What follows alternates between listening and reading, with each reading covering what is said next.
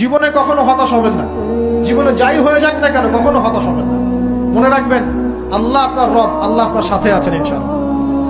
এই সমাজ আপনাকে যেভাবে শেখায়, কিভাবে শেখায়, এই যে স্কুল, কলেজ, ইউনিভার্সিটি, চাকরি, বিয়ে, সন্তান প্রতিপালন, আর তারপর ইন্না লিল্লাহি ওয়া ইন্না ইলাইহি রাজিউন, এই তো শেখায় নাকি?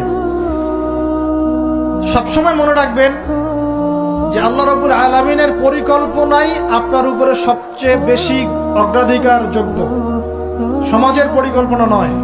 পরিবার আপনাকে চাপ দিচ্ছে, চাকরি পাস না, পড়াশোনা করিস না, হ্যাঁ পড়াশোনায় কেন তুই 80 নম্বর পাইলি না, কেন চান্স পেলি না, কবে চাকরি পাবি, কবে আমাদেরকে দেখবি, খাওয়াবি, পড়াবি, এই যে চাপগুলো চারপাশ থেকে আসে কিনা, এতে করে অনেক যুবক দেখা যায় মাদকাসক্ত হয়, অনেকে দেখা যায় আত্মহত্যা করছে ইদানিং, করছে কিনা ভাই? এই শব্দটা থেকে আমি এই পয়েন্টটা আজকে লিখেছিলাম যে ভুলেও আল্লাহর প্রতি বিশ্বাস এবং তাওয়াক্কুল হারাবেন না। সমাজ যেভাবে শেখায়, সমাজ চারপাশে যে চাপ আপনাকে দিচ্ছে, এই চাপে নিজে গা ভাসিয়ে দিবেন না। আপনি আল্লাহর কাছে দোয়া করবেন, আল্লাহর কাছে পথ চেয়ে নিবেন এবং আল্লাহর প্রতি তাওয়াক্কুল ভরসা করবেন, কখনো আত্মহত্যার পথ বেছে নিবেন।